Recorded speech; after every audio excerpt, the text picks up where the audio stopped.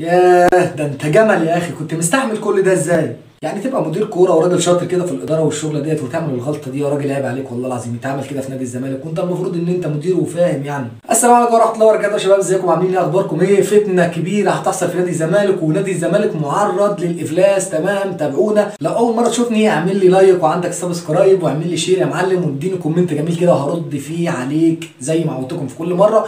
يلا بينا نبدا حلقتنا بقى الجامده نار النهارده. يلا بينا نبدا حلقتنا في الوقت اللي فيه اداره نادي الزمالك واعلاميين نادي الزمالك بيناشدوا الجمهور بتاع نادي الزمالك ان هو يلم تبرعات لفرجاني ساسي في 3 ازمات كبار جدا هيواجهوا نادي الزمالك، ونادي الزمالك معرض للقضايا ومعرض للافلاس. تمام، اول مشكله فيهم لما تيجي تدي لفرجاني ساسي 1.6 مليون يورو في الموسم، انت كده خبطت في الناس الكبار.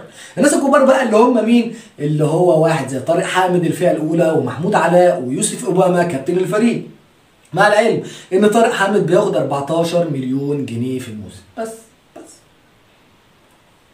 وانت هتدي لفرجاني ساسي 1.6، والمبلغ ده ممكن يبقى 1.8 يقسموا البلد نصين، لان فرجاني ساسي طالب 2.1 مليون يورو، وهيجدد 3 مواسم والزمالك عايز يجدد له موسم واحد بس.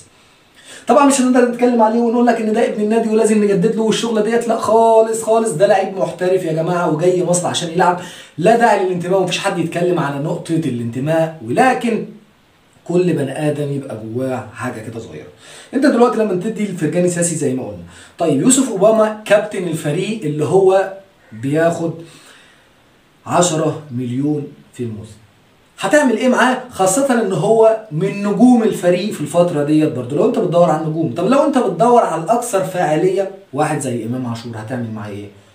طب انت بالنسبة لابو جبل، وابو جبل عقده هينتهي مع نادي الزمالك وماشيين بمسكنات الفترة ديت، لان ابو جبل اشتكى وقال ان انا اقل واحد بناخد في الحراس سواء كان محمد عواد او جنش. في الوقت اللي جنش فيه لسه عاملين له العقد بتاعه، مجددين العقد بتاعه 10 مليون جنيه في السنه. عواد ولانه مش ابن النادي، ولانه هو مش خسران حاجه، ولانه ما بيلعبش وقاعد على الدكه طبعا، وما اعرفش مين اللي جابه اصلا لنادي الزمالك، مع انه كان يمتلك جنش، وفي الوقت اللي كان في جنش عالي جدا وعمر كمال العالمي، بيقرروا ان هم يشتروا محمد عواد.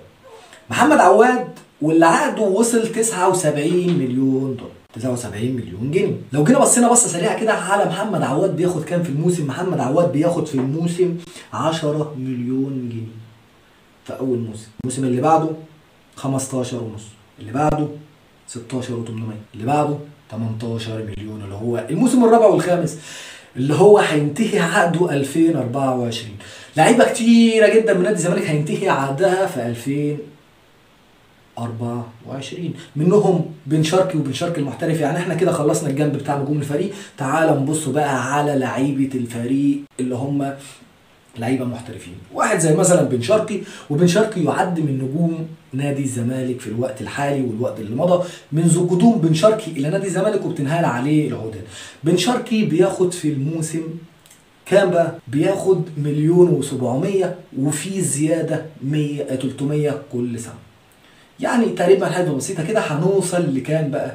ل 2 مليون في الموسم. واخر موسم هيبقى 2 مليون و300. طبعا بن شرقي هينتهي عقده في 2022. يعني في صيف 2021 هيبتدي العروض تجيله، وهيبتدي وجع الدماغ والشوشره من تاني. وده بسبب يعني ناس انا مش عارف هم تعاقدوا مع كميه اللعيبه ديت وكميه النجوم ديت ازاي، ومعهمش اداره كويسه. الاداره بقى بالنسبه للاداره اللي بتدعو الناس ان هم يتبرعوا، الواحد اللي بياخد 1000 جنيه و2000 جنيه بيقول له تعالى اشتري حبا في نادي الزمالك، انا ممكن اتبرع معاك بس اقنعني انا هنتبرع لمين؟ هنتبرع للعيب بقى مصلحته على نادي الزمالك. طب انا لو انت طلبت مني نتبرع لنادي الزمالك، انا ممكن اتبرع لنادي الزمالك وانا اهلاوي، بس انا اتبرع لنادي الزمالك عينيا، لنادي الزمالك نفسه مش للعيب. مفيش لعيب نجم الفريق، وزي ما قال احمد سمير المفروض ان رقم 1 يكون النادي مش اللاعب. طبعا اللاعب بيتمرد على النادي لان في ناس من الجماهير بتروح يا ساسي ما تسيبناش، يا ساسي ما تسيبناش. طب ولو ساسي فضل معكم وبحسبه بسيطه كده وقلنا ساسي اخذ الدوري واخذ افريقيا، هل هتاخد من البطولتين دول ومش هتاخد انت حاجه طبعا وتديهم لساسي عشان يجدد عقده حبا فيه؟ دي عقليه تتكلم بيها انت كجمهور؟ انت بتقول ان انت فاهم كوره. طب الاداره بقى اللي بتقنعك ان انت تتبرع ب 100 و200 جنيه، بياخد 80,000 شهريا من غير عقد. يعني رايح كده نادي الزمالك علشان ياخد 80,000 بدون اي عقودات وبدون اي حاجه، وده اللي كشف عنه كابتن مرتضى منصور. ولان صلاح بن الناظر دماغه طبعا ماشيه في التكتيك وطبعا مدير عالمي ما حدش يقدر يتكلم عليه، ورط النادي بورطه كبيره وضخمه جدا لنادي الزمالك هتخلي نادي الزمالك يعلن افلاسه قريب. المشكله دي محدش يتكلم عليها، عباره عن حقوق الملكيه للشركه اللي عملت تيشيرت نادي الزمالك، لان الولد اجدع من ابوه راح رايح يتعاقد مع شركه بوما سنه 2018 بعقد يجمعها بنادي الزمالك ان هي تعمل التيشيرتات. وعقد الشركات ده بيكون حاجه من اتنين، يا اما الشركه تستغل الشعار زي ما احنا بنقول كده، يا اما النادي يستغل الشعار. الحاله الاولى بقى ان الشركه بتاخد شعار نادي الزمالك وبتاخده حق رعايه وبتدي لنادي الزمالك نسبه منه. الحاجه الثانيه ان انت كشركه بتصنع وتكلف والشغله دي كلها، ونادي الزمالك لما يجي يبيع التيشيرت يدي لك نسبه وياخد نسبه. طبعا انت مش مانشستر يونايتد وانت مش ريال مدريد وانت مش برشلونه وانت مش اليوفي وانت وانت وانت وانت عشان تبيع بالمبيعات الضخمه ديت. يعني بمعنى اصح ان انت كمشجع محب لنادي الزمالك هتروح تشتري التيشيرت ب 100 جنيه، النادي هياخد منه كام؟ 15%، يعني 15 جنيه. يعني انت لما تيجي تبيع التيشيرت وماضي عليه فرجاني بيه الزمالك هياخد 60 جنيه. وطبعا الراجل طالب 2.1 مليون يورو. بحسبه بسيطه كده لو جينا حسبناها كده هنقوله يعني اليورو في 20 جنيه بس، ان انت هتخش في حسبه 40 مليون. 40 مليون جنيه مصري عايز تلمهم، هتلمهم ازاي؟ هل انت حجم جمهورك يستوجب الكميه دي والكم دوت؟ انت هتستقطب انه طبقه فيهم؟ يعني انت هتروح لانهي طبقه تطلب منه ال 100 جنيه وال 200 جنيه عشان تيشيرت نادي الزمالك؟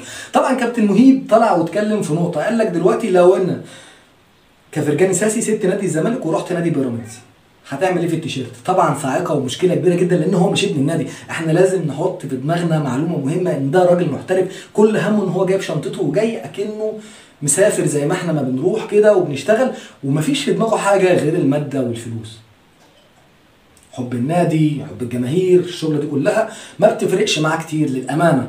اي لعيب يا جماعه اجنبي كده، اي لعيب اجنبي كده، ما تقوليش حب النادي ومن طفولته كان بيتفرج على تلفزيون صغير وبيتفرج على النادي وبيحب النادي والشغله دي، خلاص الكلام ده انتهى لما كانت الانديه كلها زي بعضها. لكن انا كمثلا فرجاني ساسي جاي لي عقد بره مثلا في الموسم 5 مليون يورو، لا هروح العقد اللي بره. وايه حب نادي الزمالك وايه الشغله دي؟ يا عم حب فاتت فيه كل. مفيش طبعا الكلام دوت.